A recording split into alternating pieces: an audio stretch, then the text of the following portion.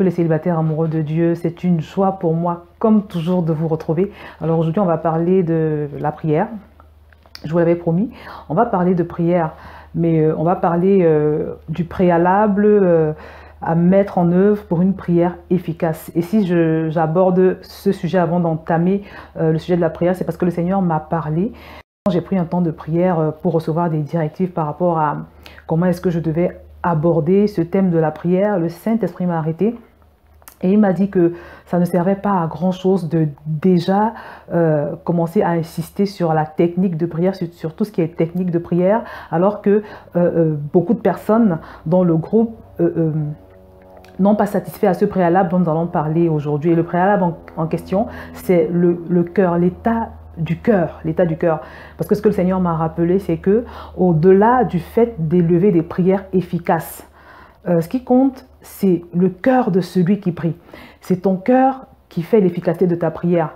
C'est l'état de ton cœur, en fait, qui détermine la puissance de ta prière, qui détermine même si ta prière va arriver à Dieu ou pas. La parole de Dieu nous dit, par exemple, que quand un juste prie, cela a de l'efficacité, le Seigneur l'entend. Il nous dit aussi que la prière fervente du juste a une grande efficacité. Le juste, c'est celui qui est droit, c'est quelqu'un de vertueux, c'est quelqu'un qui s'applique à pratiquer les commandements de Dieu. Donc si déjà quelqu'un n'est pas dans cette vie de sainteté, cela peut représenter un obstacle à sa prière. Et le Seigneur nous dit clairement dans sa parole que son oreille n'est pas trop dure pour nous entendre, mais que ce sont nos fautes qui nous cachent sa face. Donc déjà, quand on a un problème de sainteté, cela représente un obstacle à la prière qu'on peut faire, quelle que soit l'efficacité de cette prière, même si dans la prière qu'on fait, on respecte le protocole que le plus grand pasteur au monde nous a enseigné pour la prière. Une autre chose, par exemple, concernant le cœur qui peut faire obstacle à notre prière, même si elle est efficace, c'est la foi.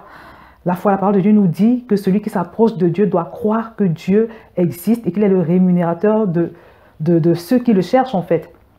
Donc c'est important, la parole de Dieu nous dit que sans la foi, il est impossible d'être agréable à Dieu. En fait, c'est la foi qui nous permet d'être exaucés et pas le fait de respecter des étapes précises. Vous savez, souvent les gens m'écrivent, me disent, Josiane, est-ce que tu peux m'envoyer une prière? Ou bien, Josiane, est-ce que tu peux me donner des indications? C'est normal de vouloir avoir les indications. Mais avant ça, il y a un préalable. Il y a un préalable. Est-ce que tu crois en Dieu? Est-ce que pour toi, il est le Dieu grand? Est-ce qu'il est le Dieu puissant? Est-ce que c'est un Dieu à qui tu accordes de la révérence? Est-ce que c'est un Dieu que tu respectes? Est-ce que tu le connais dans sa dimension de sainteté? Est-ce que tu es conscient de sa sainteté? Est-ce que tu as foi en sa sainteté? Est-ce que tu as foi en sa fidélité? Voilà. Est-ce que tu as foi en Dieu en fonction vraiment de ce qu'il est? C'est très important. C'est plus important que les paroles ou les étapes que tu peux respecter dans la prière. Une troisième chose encore en ce qui concerne la prière, c'est la soif qu'un homme manifeste. Et je pense même que c'est le facteur le plus déterminant. La soif, quelqu'un qui a soif de Dieu, c'est quelqu'un qui va aller très loin avec le Seigneur. Et c'est quelqu'un qui va avancer très vite. Et c'est quelqu'un qui va vivre de grandes choses avec le Seigneur. La soif est ce qui détermine beaucoup de choses. Vous savez, hier, j'étais sur Facebook avec une jeune fille. Elle doit avoir 20 ans maintenant ou 19 ans. Il y a de cela un an ou moins d'un an environ. Elle a essayé de me joindre. Elle m'avait envoyé plusieurs messages sur Facebook, mais je ne recevais pas forcément, ou alors j'ai lu ces messages sans savoir que c'était elle. Et ce qu'elle a fait, c'est qu'elle a envoyé des messages à ma fille sur Instagram.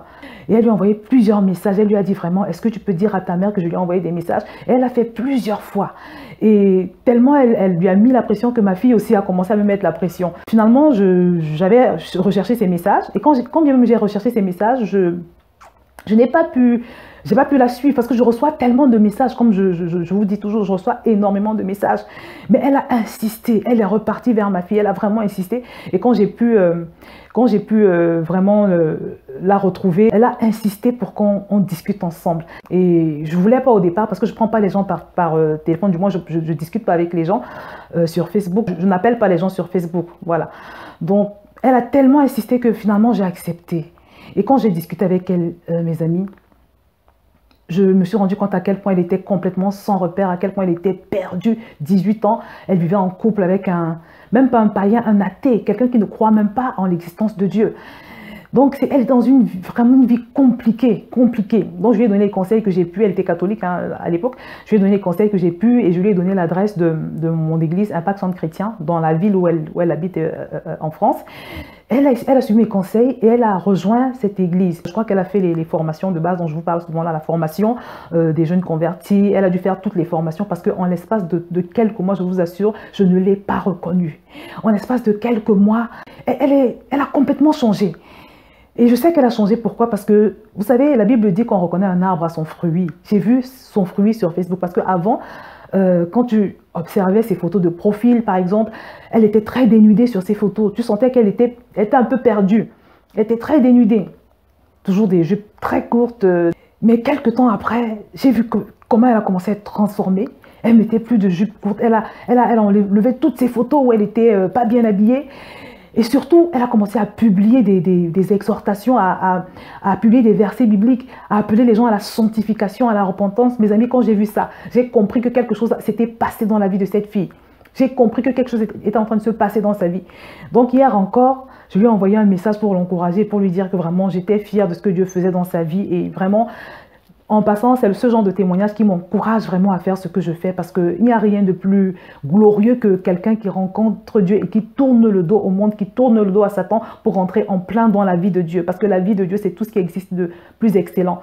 Donc voilà l'exemple d'une sœur en Christ qui a fait preuve de soif. Elle avait vraiment soif. Elle a insisté pour que je puisse parler avec elle. Et pourtant, je n'ai pas cette habitude.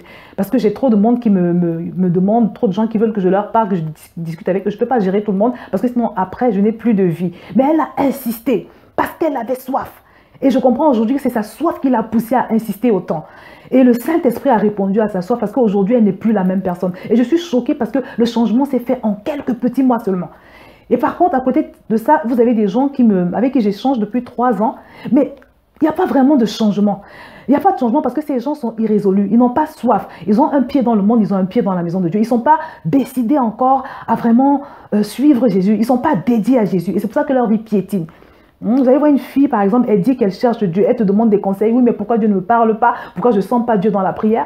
Mais tous les 2 mois sur son Facebook, vous allez vous rendre compte qu'elle change de copain. Et à chaque fois qu'elle change de copain, elle publie sa photo avec son copain. Vraiment, j'en profite pour dire que s'il y a des gens comme ça dans ce groupe, c'est pas une attitude. Pour toi-même, déjà, pour ta dignité, c'est pas bien. Tu sais, quand tu t'affiches sur Facebook avec un homme, les gens vont toujours t'encourager, ils vont te faire des compliments. Oh, vous formez un beau couple, c'est très beau, continuez comme ça. Mais ces gens ne sont pas ton repère. Ce ne sont pas leurs paroles qui doivent te dire si ce que tu fais est bien ou pas. Tu dois toujours passer tes œuvres au crible du Saint-Esprit, au crible de la parole de Dieu. Qu'est-ce que Dieu dit de ce genre de vie? Tu dis que tu veux que Dieu te parle, tu veux que Dieu te parle dans la prière, tu vas avoir une vraie vie, une vraie relation avec le Seigneur. Mais tu es encore dans cette impudicité. Je vous assure, je vois des gens faire ça tous les 2-3 mois maximum. Elle change de copain. Elle a des enfants, tu ne sais même pas si les enfants qu'elle a ont un même père. C'est pas... Voilà un cas de quelqu'un qui est irrésolu. Et cette personne dont je vous parle, ça fait au moins 3 ans. Ça fait au moins 3 ans qu'elle est en train de tâtonner. Hein?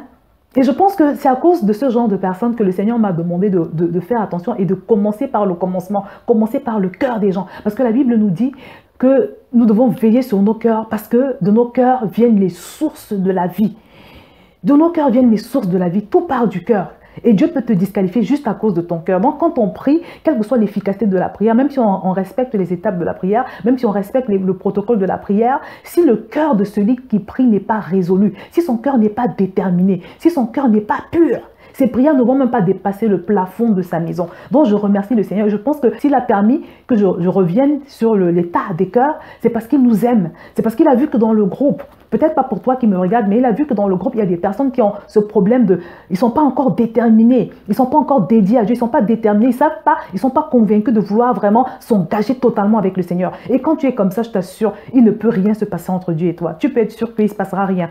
Parce que Dieu ne travaille pas, il ne fonctionne pas avec des gens irrésolus, avec des gens qui ne savent pas encore s'ils veulent s'engager ou pas. Donc si ton cœur est comme ça, si tu n'es pas sûr, si tu n'as pas la soif que cette jeune fille dont je vous ai parlé tout à l'heure a manifesté, si tu te contentes d'avoir les apparences, comme cette deuxième fille, cette autre fille qui est irrésolue, elle a un nom très prophétique, en passant sur Facebook, elle a un nom très prophétique, elle parle de Jésus tout le temps, mais quand tu vois la vie qu'elle mène, c'est pas ça. Donc vraiment, sachons ce que nous voulons. Donc C'est très important d'être déterminé, c'est important d'avoir foi en Dieu. C'est aussi important de faire les efforts, d'être dans des efforts pour plaire à Dieu, d'être quelqu'un qui marche dans la justice de Dieu. Donc voilà, je voudrais simplement vous inviter que chacun s'examine, que chacun se sonde, que chacun s'éprouve soi-même. La parole de Dieu nous dit, examinez-vous pour savoir si vous êtes dans la foi. Que chacun examine son cœur. Est-ce que Dieu est le premier sur le trône de ton cœur, comme je le dis toujours? Parce que si ce n'est pas le cas, ça veut dire que quelque part, il y a un problème d'idolâtrie. Et ça aussi, c'est quelque chose de grave. C'est une attitude de quelqu'un qui n'est pas déterminé à suivre Dieu. Parce que son plus grand commandement, c'est que tu aimeras Dieu de tout ton cœur, de toute ta force, de toute ton énergie. Donc si la première place dans ton cœur n'est pas encore occupée par Dieu, mais que cette première place est occupée par quelqu'un d'autre, ça ne va pas le faire. Ça ne va pas le faire. Donc, examine-toi. Peut-être c'est autre chose. Peut-être c'est une chose autre, une pratique que tu as, une personne que tu aimes beaucoup, qui occupe cette place de Dieu dans ton cœur. Peut-être que tu as un problème de foi. Peut-être que, comme on l'a dit, tu n'as pas de soif, tu n'es pas décidé encore à t'engager avec le Seigneur. Si tu as toutes ces choses dans ton cœur, je te conseille d'aller devant le Seigneur et de le supplier. Mais vraiment, sincèrement, de t'aider à sortir de cet état irrésolu, de cette irrésolution. Qu'il mette la faim et la soif dans ton cœur. Qu'il mette cette faim et cette soif dans ton cœur. Parce qu'il nous dit aussi dans sa parole qu'il est celui qui suscite le vouloir et le faire. Donc si tu lui demandes sincèrement, il va t'aider. Et toi aussi, décide-toi. Parce que je t'assure, il n'y a rien dans cette vie. Il n'y a rien dans ce monde. Il n'y a rien qui soit comparable à notre Seigneur Jésus. Il est le meilleur choix. Il est tout ce qui existe de bon et de parfait. C'est Satan qui nous trompe avec les choses de ce monde, avec les artifices de ce monde. C'est Satan qui essaie de nous tromper avec les fausses promesses d'amour que les êtres humains nous donnent. Parce que tu as beau t'attacher à un homme, par exemple, ou à une femme, au bout d'un certain temps, tu te rends compte que tu ne peux pas vraiment t'appuyer sur lui. Tu peux t'appuyer sur aucun homme. Si tu ne t'en es pas encore rendu compte, ce n'est qu'une question de temps. Dieu est le meilleur appui, il est le roc par excellence. Il est ta sécurité. Il est le meilleur choix. Donc, n'hésite plus. Le but de cette vidéo, vraiment, c'est de nous pousser, chacun d'entre nous, à nous examiner, à examiner nos cœurs. Que chacun procède à un examen personnel. Et aussi, je voudrais que s'il y a des personnes parmi vous qui ont eu des expériences de transformation, par exemple, peut-être avant que tu décides de t'engager fermement avec le Seigneur, ta vie n'était pas vraiment celle qu'elle devrait être, tu n'avais pas encore la paix, mais depuis que tu t'es engagé avec le Seigneur, il y a eu un changement. Je voudrais que tu témoignes, parce que nous sommes là pour nous exhorter mutuellement. Ne pense pas que ton témoignage est insignifiant. Il y a des gens qui ont été sauvés juste par un témoignage. Donc, partagez vos témoignages, partagez vos expériences.